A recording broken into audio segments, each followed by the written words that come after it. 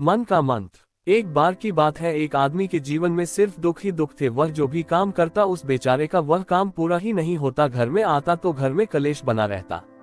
किसी से कोई मदद मांगता तो कोई उसकी मदद नहीं करता। ऐसा लगता था कि चारों तरफ से उसके ऊपर दुख का पहाड़ टूट पड़ा है। उसे समझ नहीं आ रहा था कि मैं इन दुखों से कैसे पार पाऊं। वह दिन रात यही सोचता रहता था कि अपने दुखों से छुटकारा कैसे पाना है। इसी कारण से वह रात में सो भी नहीं पाता था। उसकी आंखों के नीचे बड़े बड़े काले घेरे बन गए थे, जो इस बात का प्रतीक थे कि वह आदमी कितना दुखी है और कितना चिंतित है। कभी कभी तो उसके मन में आत्महत्या करने के भी ख्याल आते थे, लेकिन अपने परिवार की चिंता करके वह ये कदम नहीं उठा पाता। वह इतना दुखी हो गया कि उसने निर्णय किया कि वह इन दुखों से छुटकारा पाकर ही रहेगा। इसके लिए चाहे उसे कितनी ही मेहनत करनी पड़े, कुछ भी करना पड़े, चाहे अंगारों पर चलना पड़े, लेकिन इन दुखों से छुटकारा हासिल करके रहेगा। ऐसे ही एक दिन उसने अपने मित्र से पूछा कि मैं अपने जीवन को कैसे सुधारे। उसके मित्र ने उसे बताया कि तुम किसी बाबा के पास जाओ। बाबाओं के पास ऐसा मंत्र होता है जिससे सारे दुख मिट जाते हैं, जीवन खुशियों से भर जाता है और धन संपदा भी हासिल होती है। तुम किसी ऐसे बाबा को ढूंढ लो, बस तुम्हारा काम बन जाएगा। उस आदमी के मन में ये बात पूरी तरह से पक्की बैठ गई कि कोई बाबा ही मेरा दुख दूर कर सकता है, और इसीलिए उसे किसी भी बाबा के बारे में पता चलता तो वह उस बाबा के पास पहुंच जाता। उस बाबा को अपनी समस्या बताता और उससे उसका समाधान पूछता और कहता कि बाबा, मैं कुछ भी करने के लिए तैयार हूँ, लेकिन मेरी इन समस्याओं से मुझे छुटकारा दिला दीजिए। आप जो कहेंगे मैं वह करूँगा, लेकिन मेरे जीवन को सुधार दीजिए। बाबा उसे कुछ टोने टोटके बताते थे करने के लिए और बदले में दान दक्षिणा ले लेते थे कि ये टोना टोटका करने के बाद तुम्हारे घर में सुख शांति बनी रहेगी। बस इस टोटके को पूरी विधि के साथ करना। वह आदमी घर लौटकर पूरी विधि के साथ टोने टोटके करने लगा, लेकिन बहुत टोने टोटके करने के बाद भी उसके जीवन में कुछ बदलाव नहीं आया। इसके विपरीत उसका जीवन और ज्यादा दुखी हो गया। जो भी बाबा उसे टोना टोटका देता था वह बदले में उससे दान दक्षिणा लेता था, जिससे उसका धन भी धीरे धीरे खत्म हो रहा था। इससे उसके जीवन में दुख और ज्यादा बढ़ गया। तब उसे लगा कि बाबाओं के पास जाने से तो मेरे जीवन में दुख कम होने की बजाय बढ़ते ही जा रहे हैं, तो मुझे क्या करना चाहिए? बाबाओं के पास जाऊं या ना जाऊं? फिर एक दिन एक आदमी ने उसे बताया कि तुम अपने घर में किसी पंडित को बुलाकर हवन करवा लो। हवन होगा, घर शुद्ध हो जाएगा, कोई भी बुरी ऊर्जा होगी घर में तो वह घर से बाहर चली जाएगी। किसी पंडित को बुलाकर पूरे विधि विधान उसे मंत्र उच्चारण कराओ, हवन कराओ, जिससे घर में सुख शांति आए। उस आदमी के मन में ये बात बैठ गई और उसने एक पंडित को अपने घर पर बुलाकर हवन करवा दिया। हवन अच्छी तरह से संपन्न हुआ। बदले में पंडित ने भी अच्छी दान दक्षिणा ली और उसके बाद वह वहां से विदा हो गया। लेकिन कुछ दिनों के बाद उस आदमी को महसूस हुआ कि उसके जीवन में अभी भी कोई बदलाव नहीं आया है। अब वह आदमी पूरी तरह से दुखी हो गया और ज्यादा परेशान हो गया। अब तो उसे लगने लगा था कि मेरे जीवन में से दुख कभी खत्म ही नहीं होंगे, और यही सोच सोचकर उस आदमी का बुरा हाल हो गया था। फिर एक दिन उसे अपने मित्र से एक ऐसे बाबा के बारे में पता चला जो समाधान बताने के लिए कोई दान दक्षिणा नहीं लेता था। उस आदमी को लगा कि यह बाबा दूसरे बाबाओं की तरह नहीं हो सकता, क्योंकि ये तो दान दक्षिणा लेता ही नहीं, और अगर दान दक्षिणा नहीं लेता तो ये सच में कोई सिद्ध बाबा होगा। और यही सोचकर वह उस बाबा के पास पहुंच जाता है। जब वह आदमी वहां पर पहुंचता है तो वह बाबा ध्यान में बैठे हुए थे। ये देखकर वह आदमी वहीं पर चुपचाप बैठकर ध्यान से बाहर आने का उनका इंतजार करने लगा। थोड़ी देर बाद बाबा ने आंखें खोली तो सामने एक दुखी और परेशान युवक को बैठे देखा। उसकी आंखों के नीचे काले घेरे देखकर ही समझ गया कि यह आदमी अपने जीवन से कितना परेशान है। उसे संबोधित करते हुए बाबा ने पूछा कि बच्चा, क्या चाहते हो? बाबा के पास क्या लेने आए हो? उस आदमी ने कहा कि बाबा, मैं अपने जीवन से बहुत परेशान हूँ। मैंने इन दुखों को दूर करने के लिए बहुत सारे रास्ते अपनाए, हर वो तरकीब करके देखे जो किसी बाबा ने मुझे बताई, हर वो काम किया जो कोई भी इंसान ने मुझसे करने को कहा, लेकिन मेरे जीवन में दुखों में कोई कमी नहीं आई।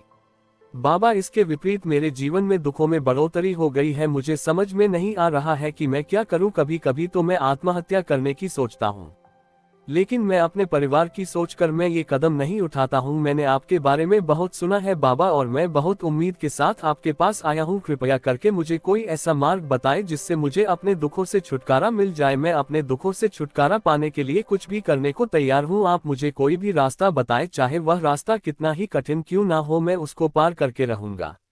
बाबा ने महसूस किया कि आदमी तो सच में बहुत परेशान है। बाबा ने उसकी बात सुनकर कहा कि बच्चा, दुखों को दूर करने के लिए मंत्र ऐसे ही नहीं मिलते हैं, मंत्र पाने के लिए कुछ करना पड़ता है।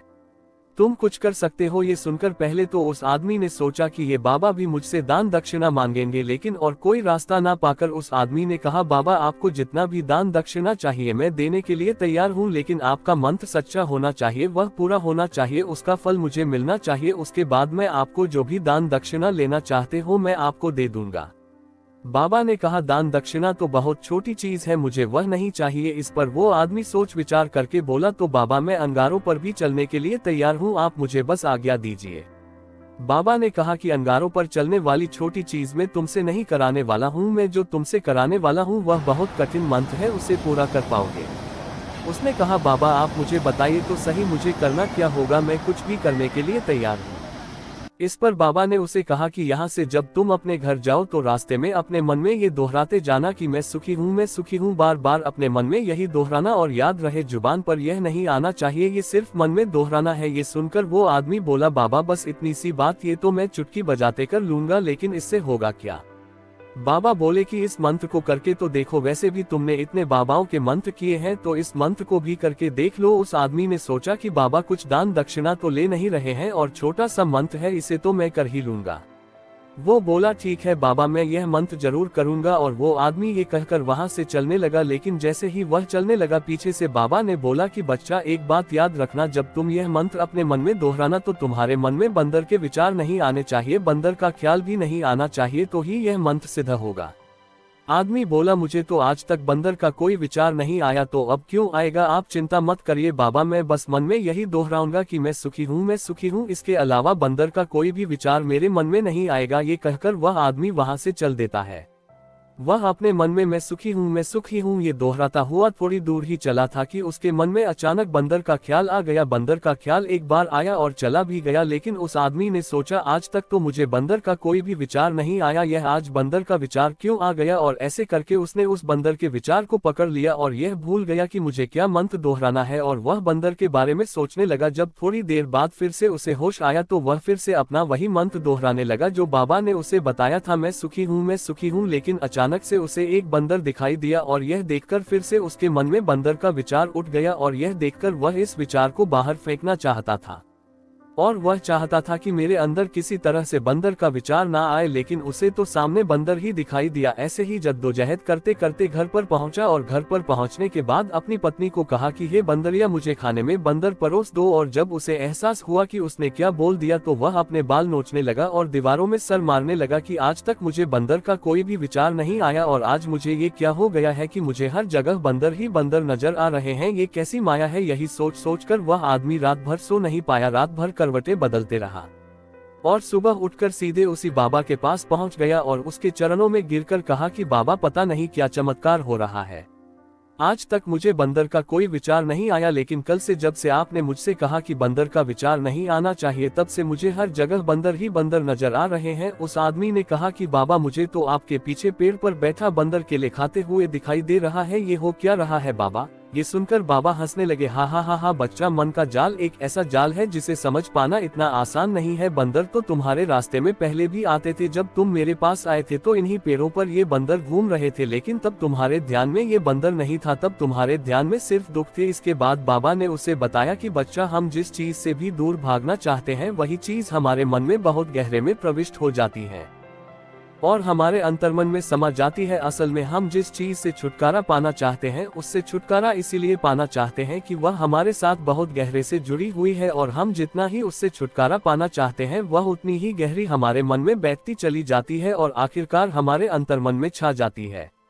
ऊपर से तो हम चाहते हैं सुखी होना कि मैं सुखी हूँ, हमारे होंठ भी यही बोलते रहते हैं, लेकिन हमारे मन में दुख समाये होते हैं, हमारे विचारों में हमारे मन में दुख ही दुख दिखाई देते हैं। इसीलिए अपनी जुबान से बार बार ये बोलने से कि मैं सुखी हूँ, हम सुखी नहीं होंगे जब तक यह मंत्र हमारे अंतर्मन में प्रविष्ट नहीं होगा।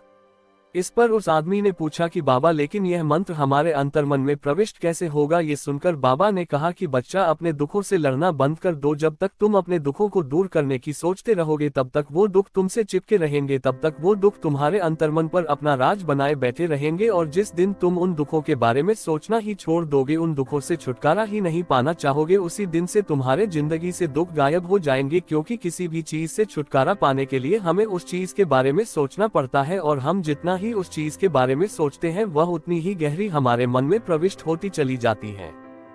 निष्कर्ष, हम अधिकतर समय दुखों के बारे में ही सोचते हैं। हम यही सोचते हैं कि हमारे जीवन में दुख है और हमें इससे छुटकारा पाना है। इसी वजह से बार बार सोचने से वो दुख हमारे अंतर्मन में प्रविष्ट हो जाते हैं और हमें एहसास भी नहीं होता। इसीलिए अगर तुम दुखों से छुटकारा पाना चाहते हो तो दुखों से छुटकारा पाने के बारे में सोचना छोड़ दो, तुम्हें दुखों से छुटकारा मिल जाएगा। अक्सर आदमी धूम्रपान छोड़ना चाहता है, शराब छोड़ना चाहता है, सुबह अपने आप से ये वादा करता है कि मैं कोई भी गलत काम नहीं करूंगा, लेकिन शाम को जब लौटता है तो नशे में चूर होकर लौटता है। ऐसा क्यों होता है? जो हम सोच रहे हैं वह पूरा कर ही नहीं पा रहे हैं। असल में हम उस चीज को बहुत ज्यादा तवज्जो दे रहे हैं, उस चीज को बहुत ज्यादा अहमियत दे रहे हैं। जब भी हम उस चीज को छोड़ने के बारे में सोचते हैं तो हम उसकी इम्पोर्टेंस यानी कि विशेषता और ज्यादा बढ़ा देते हैं। हमारा मन उस चीज के बारे में जितना ज्यादा सोचेगा, शराब या धूम्रपान छोड़ने के बारे में जितना ज्यादा सोचेगा, हमारा मन उतना ही उस चीज के पीछे ज्यादा भागेगा। हमें उस चीज से लड़ना नहीं है बल्कि बिना सोचे गुजर जाना है। और अगर हम इस मंत्र को समझ लेते हैं तो हम अपने जीवन में जो भी पाना चाहते हैं उसे अपने अंतर्मन में डाल सकते हैं। और एक बार वो लक्ष्य हमारे अंतर्मन में बैठ जाता है तो फिर